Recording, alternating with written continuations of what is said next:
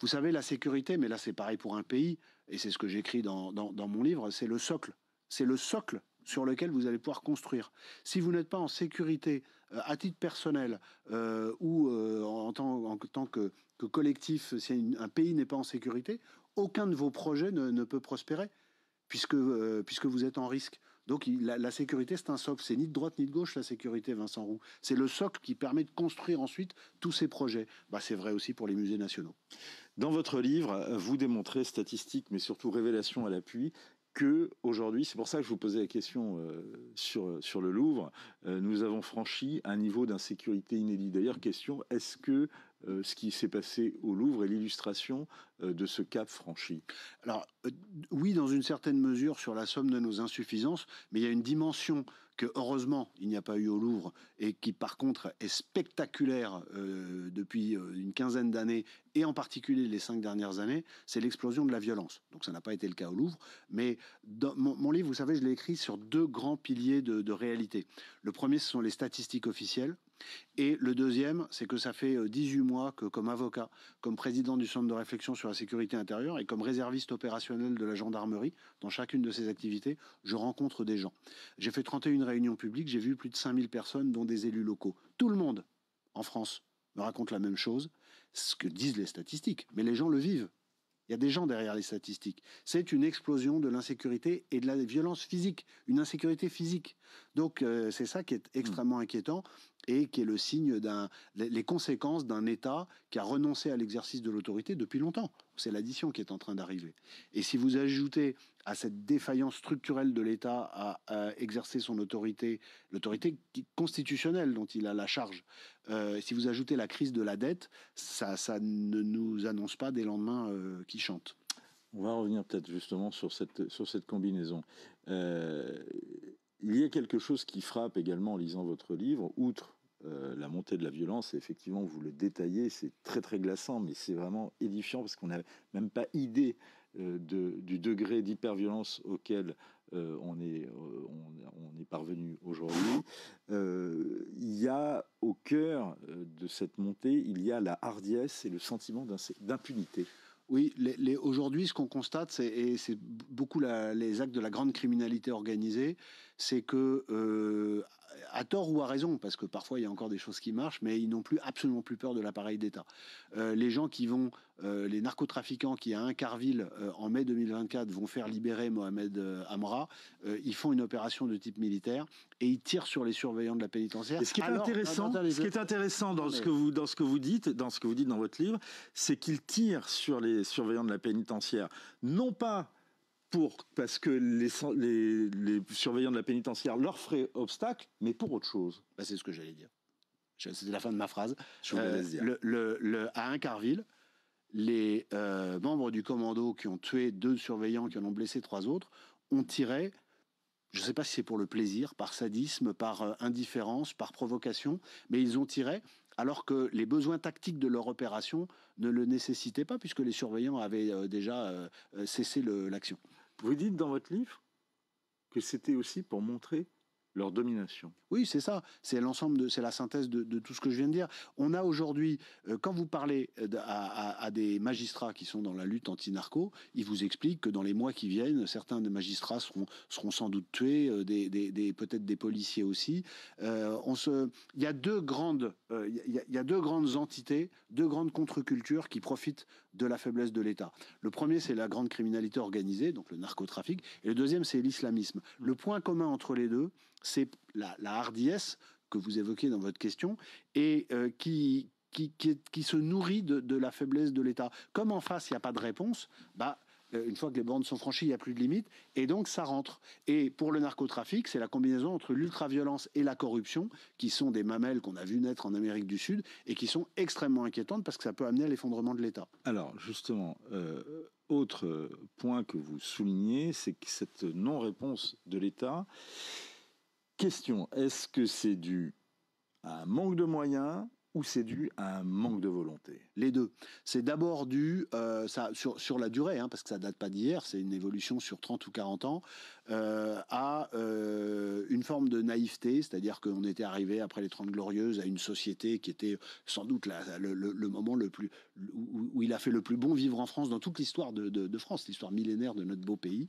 On a pensé peut-être que les problèmes de sécurité allaient être réglés par la prospérité économique. Par exemple, c'est le credo de quelqu'un comme Emmanuel Macron. Même après 8 ans de pouvoir, il pense toujours, il y a toujours cette chimère en lui que la sécurité sera assurée grâce à la prospérité. Toutes les questions d'identité, de violence intrinsèque à l'être humain, tout ça ne sont pas dans son ADN.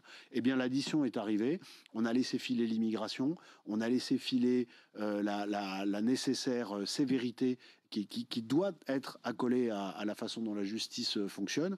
Et on a aujourd'hui un État qui ne protège plus, alors que c'est sa première fonction. Et bien au-delà des policiers, des gendarmes et des juges, c'est une problématique maintenant qui atteint les élus, qui sont agressés tous les jours, les hôpitaux, où il se passe des horreurs tous les jours avec des soignants, des infirmières et les qui sont agressés, et les profs, et l'école. Les hôpitaux, par exemple. Ouais, les hôpitaux, tous les jours, il y a des agressions, il y a des gens qui ne sont pas contents parce qu'ils attendent aux urgences et qui donc s'en prennent aux médecins. Vous avez aussi, puisqu'on parlait de grande criminalité, des règlements de compte où des gens arrivent blessés par balle et où la nuit, il y a des groupes qui viennent pour essayer de les achever. Vous avez des islamistes qui refusent que ce soit des hommes qui s'occupent de leurs femmes dans les différents services, et avec, encore une fois, des incidents tous les jours. Mais pourquoi est-ce que ceux qui veulent de tester l'État s'arrêteraient, puisque en face, ça ne répond plus? Moi, ce que je pense, c'est beaucoup plus qu'une théorie, j'en suis convaincu, parce que c'est inhérent au fonctionnement de l'être humain, qui est fort avec les faibles et faible avec les forts. C'est que le jour où nous aurons un État, ou plus exactement des gouvernants, parce que c'est concret, c'est pas abstrait, qui auront le courage, c'est une autre manière de répondre à votre question, de faire appliquer tout simplement la loi. C'est même pas. Après, on peut parler de choses qu'il faudrait améliorer dans la loi. J'ai quelques idées. Ce que vous dites, c'est l'application de la loi. C'est l'application de la loi. La force légitime. Ouais.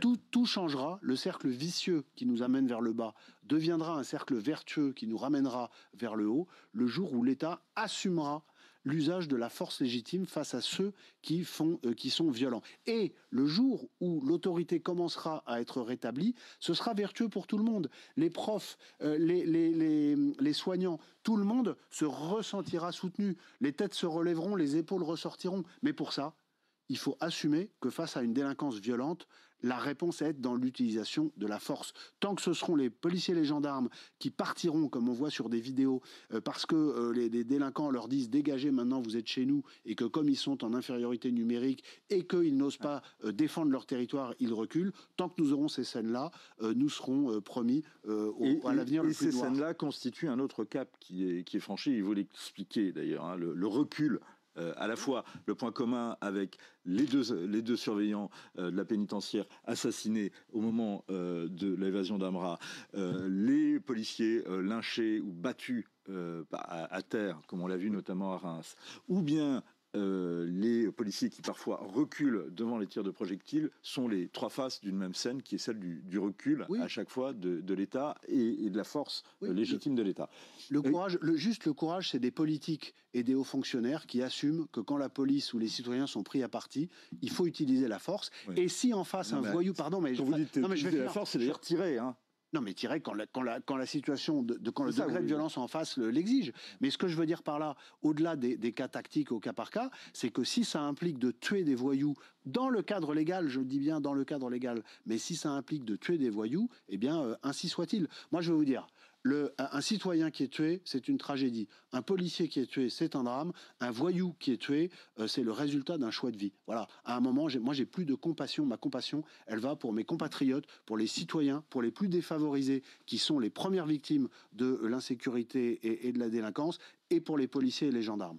Autre cap franchi, vous dites l'explosion des homejacking. Oui. On aurait pu d'ailleurs connaître bien pire. vous dites que lors des émeutes de 2023, seule l'intervention d'unités comme la BRI ou le GIGN ont évité des pillages de masse dans les maisons individuelles. Oui, la BRI, le GIGN et le RAID, il y a deux facteurs qui ont évité que les voyous rentrent dans les pavillons.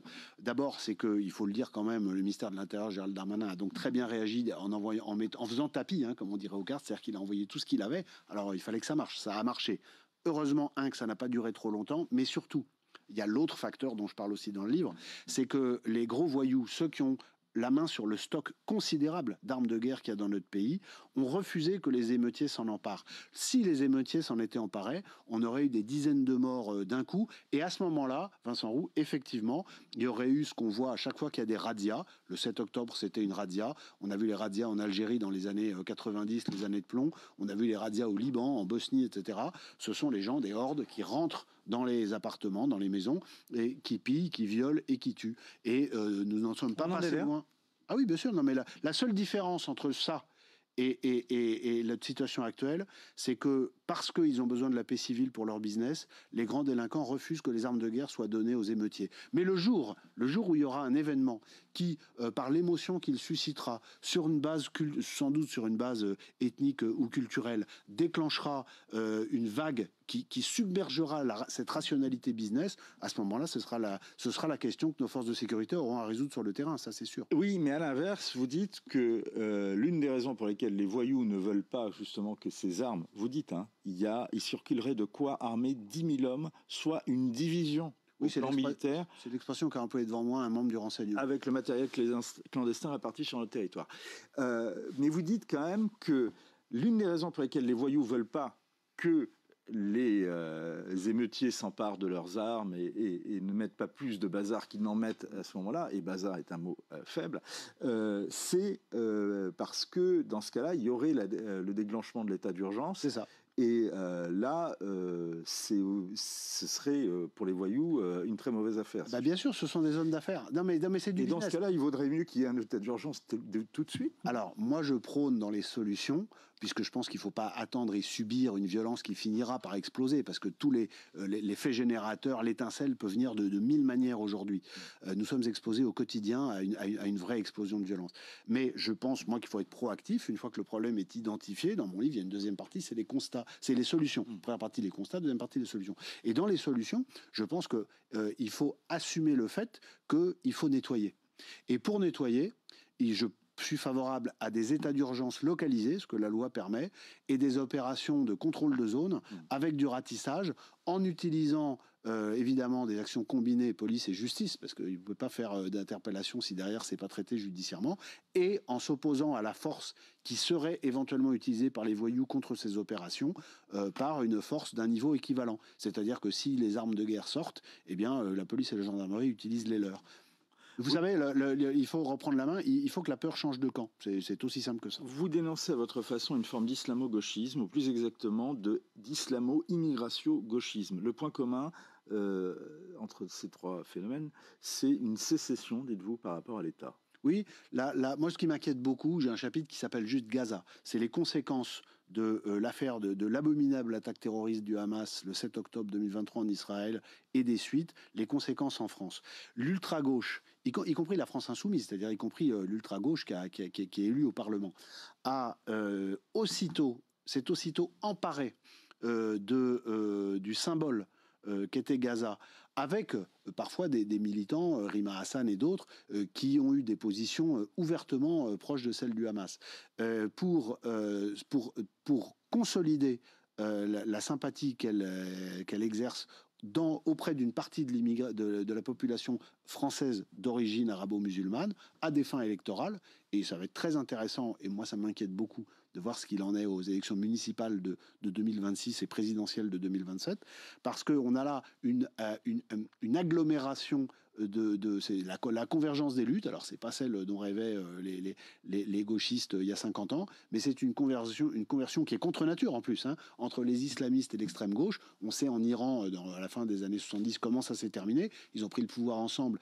et ensuite les islamistes ont massacré les gauchistes. Mais en ce moment, en tout cas, il y a ce travail, Et donc, le drapeau palestinien est devenu le drapeau qui symbolise tous les gens qui nous détestent et qui veulent renverser la démocratie de la République française. Thibaut de Montbrial, la France est décrite comme le ventre mou d'Al-Qaïda. Vous dites que Par Al-Qaïda. Par Al-Qaïda, comme vous dites que la menace terroriste d'ailleurs est repartie à la hausse. Oui, la menace terroriste est repartie à la hausse. Vous savez, dans l'histoire du terrorisme islamiste de ces 30 dernières années, il y a toujours eu des vagues. Là, on est en période de réarticulation. Il y a beaucoup d'islamistes qui ont été en Irak et en Syrie qui sont sortis de prison. Mais il y a également Daesh et Al-Qaïda qui ont appelé cet été, pour la première fois depuis longtemps, à frapper partout en Occident et en particulier en Europe. Et puis, vous avez une haine islamiste en France auprès de jeunes qui sont français ou qui sont étrangers mais qui vivent en France, un très grand antisémitisme complètement débridé, énormément d'actes antisémites mais aussi antichrétiens qui augmentent, beaucoup plus que les actes anti-musulmans. Je les condamne tous. Toutes les discriminations religieuses sont condamnables. Mais en vrai, en France aujourd'hui, il y a une explosion des actes antisémites, une explosion des actes antichrétiens et une légère augmentation des actes anti-musulmans. Tout ça est très, très inquiétant parce qu'on a un pays qui se disloque autour de failles de plus en plus profondes. Dernière question, avez-vous célébré la panthéonisation de Robert Badinter ? Robert Badinter est un grand avocat, mais on focalise beaucoup sur la question de la peine de mort, mais il a fait énormément de mal à notre système pénal. Toutes les lois qui ont été abrogées, en particulier entre 81 et 83, sont des lois qui nous ont beaucoup manqué sur les 40 dernières années pour éviter que l'autorité ne s'effondre dans les termes qu'on a expliqués au cours de cet entretien. Donc un grand avocat, un homme libre indiscutablement, un homme d'une très grande culture et d'une dimension qu'on trouve très peu aujourd'hui dans la politique française, qui est vraiment d'une grande médiocrité. Il fallait le mettre au Panthéon ? Personnellement, je ne l'y aurais pas mis. Quand on lit Pierre Brochand, l'ancien patron de la DGSE ce week-end dans le Figaro, on se dit quand même qu'il va être très très compliqué de sortir de cette situation. C'est une question de courage politique et de volonté. Le Machiavel dit, je paraphrase, que l'être humain a beaucoup de mal à voir le mauvais temps arriver quand il fait beau. Avec quelques autres, nous le voyons arriver. Mais moi, je ne me résigne pas. La fin de mon livre, c'est un message, ça peut paraître paradoxal après un quart d'heure d'entretien comme ça, mais c'est un message d'espérance. C'est qu'à partir du moment où on a compris ce qui est arrivé, il faut rétablir l'ordre, mais je vous disais tout à l'heure, c'est un socle, et ensuite par la culture et l'éducation, redonner envie à toute la jeunesse qui vit en France, française et étrangère qui veut vivre en France, d'être fière d'être française. Nous sommes un pays aux racines gréco-latines, de tradition judéo-chrétienne, il faut restaurer cette fierté française. Ernest Renan disait la France est un héritage de gloire et de regret. La France est un héritage de gloire et de regret. Assumons tout et reconstruisons-nous autour de la figure des héros français. Le temps de l'héroïsme pour notre génération, je pense qu'il est en train d'arriver. Merci beaucoup Thibaut de Montbrial. France, le choc ou la chute, c'est un livre glaçant, édifiant mais indispensable et c'est à lire et c'est aux éditions de l'Observatoire.